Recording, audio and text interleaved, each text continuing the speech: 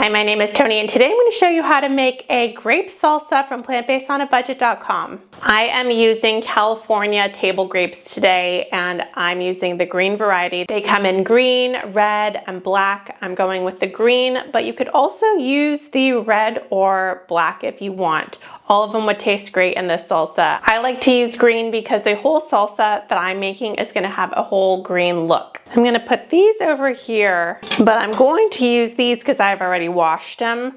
When I'm picking my grapes, I want to make sure that they're strongly sticking to the stems, and these look great. I have just washed them using a fine mesh strainer, and I'm using about 2 cups. Sometimes a bunch can be nearly perfect with just one that's a little bit on the soft side. You can pull that off and use the rest of your bunch. And what I'm going to do now is I'm going to cut mine. I'm going to cut them in half and then I'm going to chop them up. For this salsa, you can either chop them or quarter them. It's totally up to you and how much effort you want to put into the uniformity of your grapes. And I am going to show you a trick that I like to do when cutting my grapes, and that is take 2 lids. Make sure you don't include any of these little stems because they're so fresh. They're strongly sticking on. That is a good sign when picking your grapes. And go ahead and remove all of them. And if I miss any, I'll go back at the end. And how I'm doing this, if you have really fresh grapes like I do, is hold that last part of the stem and pull gently so that you don't mess up your grape. They look so good and so fresh. I'm gonna fill my whole lid up, and I might have to do 2. I'll see about that. I'll measure. What I love about this recipe is that you can really play around with the ingredients and add any ingredient more or less based on your specific preferences. So if you think it needs a little bit more grapes, you can add more grapes at the end, or if you think it needs a little bit more tang, you can add in more lime juice, which we're going to add in a bit. Okay, so I have one more stem to remove, and what I'm going to do here is place my other lid on top of this lid and hold firmly. Then I'm going to take a sharp knife, and between the 2 lids, I'm going to slice all the way through.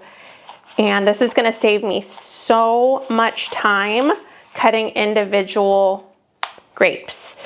Make sure your fingers stay on top so that you don't accidentally cut yourself. Sometimes this last one can be a challenge, making it through the other side. But here we go. Here's the final test, and you can see that my grapes are halved. They look so good.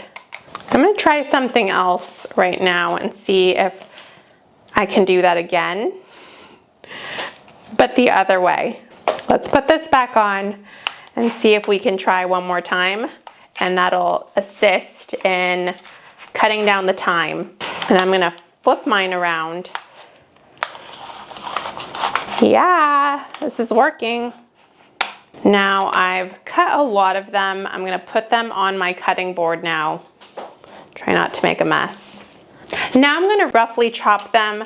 We want them to be like a dice for our salsa. Think about what you'd want on a chip and do that. They look so fresh and beautiful. I've got a lot more grape recipes coming too, so stay tuned. And if you want to see anything with grapes, if you've been wanting to try something specific, please let me know in the comments below. If you see any big chunks, go for those so that you can have an even salsa. You don't want any really big chunks.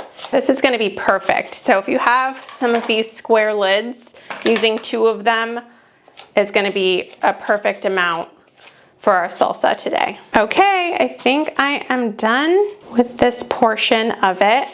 Now I'm going to put this in the bowl.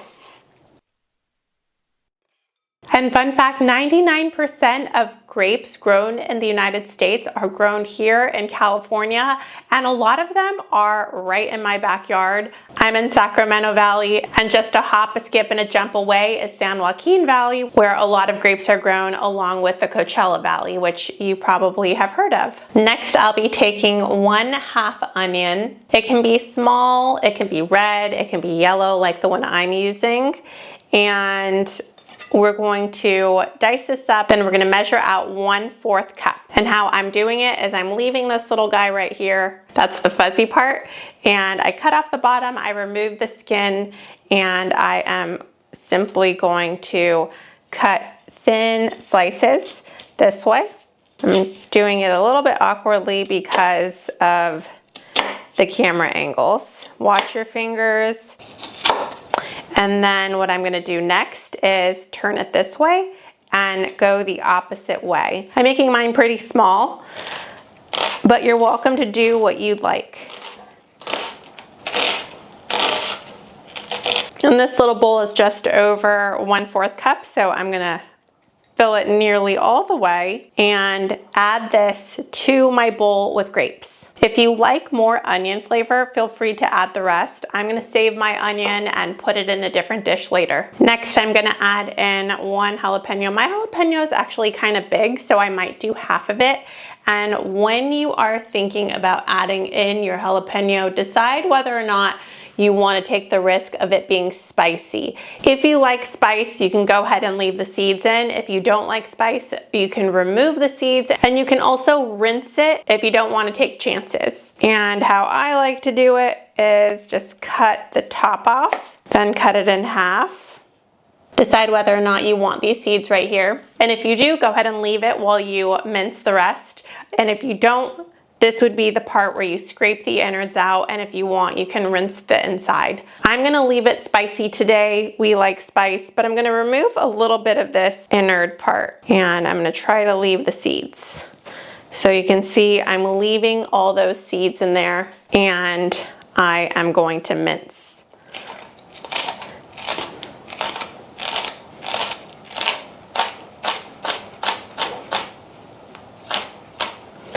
If you are sensitive to heat and you don't want to accidentally hurt yourself, like touch your eye or something like that, then you can wear some gloves if you'd like. I have made the mistake with really hot peppers. I used to grow a lot of peppers, and I would go out, be in my garden, and accidentally touch my face later, and it would be so spicy on my skin, or even worse, on my eye. So make sure you wash your hands or wear a glove. And then after I cut them lengthwise, I'm switching them around and I'm mincing them kind of like I would garlic. There we go. You can also go one more time around this way and then this way if you want them to be really finely minced. I'm only doing half of mine because it's really large, and I am gonna add it to my bowl. Next, I'm gonna add in about 1/4 cup of cilantro. Make sure you give it a rinse. You don't want it to be dirty still, and sometimes it can literally have dirt all over it when you get it from the store. I usually leave the stems on because I don't want to waste them, but for the sake of this video and because I want it to be pretty, I am going to cut the stems now. And if you do cut the stems, there are lots of things that you can do with them. You can put them in your smoothies. That's what my husband does. You can put them in a soup stock if you're making a veggie scrap soup stock. And there are lots of other things that you can do with them, including just chop them up and put them in any recipe that you would usually put in cilantro. I'm not going to go as thoroughly as someone else would probably, but I'm going to just get the bottom parts. And you can see that I'm leaving this whole long part right here. And I'm okay with that. You'll have to let me know, are you okay with that when you make it, or do you take the time to pull off all the leaves? I've said it time and time again, I'm a lazy cook. I'm so guilty. Now when I do this part, I usually roll it into a little ball like this and make it really tight. Watch your fingers. I usually put my fingernails down and then have my knuckles up against where the knife will be. And I make this movement going all the way back. Make sure you watch your fingers. Again, my fingers are pointing downward, not toward the knife. They're parallel to the knife. And then I go this way. And as it spreads, you can bring it close using your knife, like I'm doing right now. And you just go back and forth like this.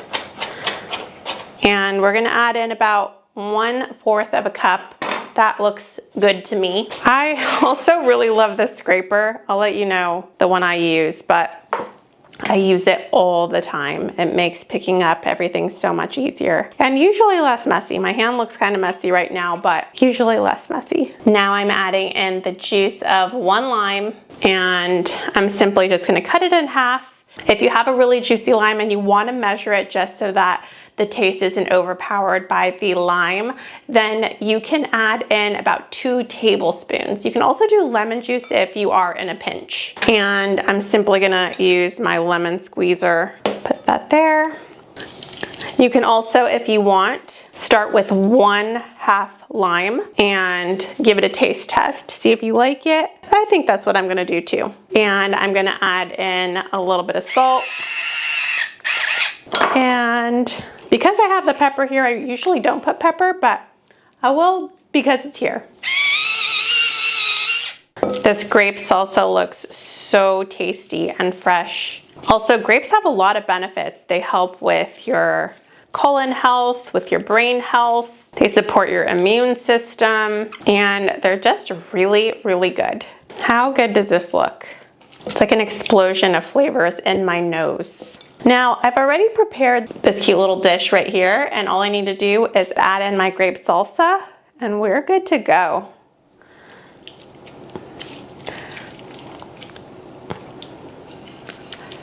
Yum. Okay, I think that's good for now. I don't want it to overflow too much. Yum, that looks so good. I'm gonna give it a try now.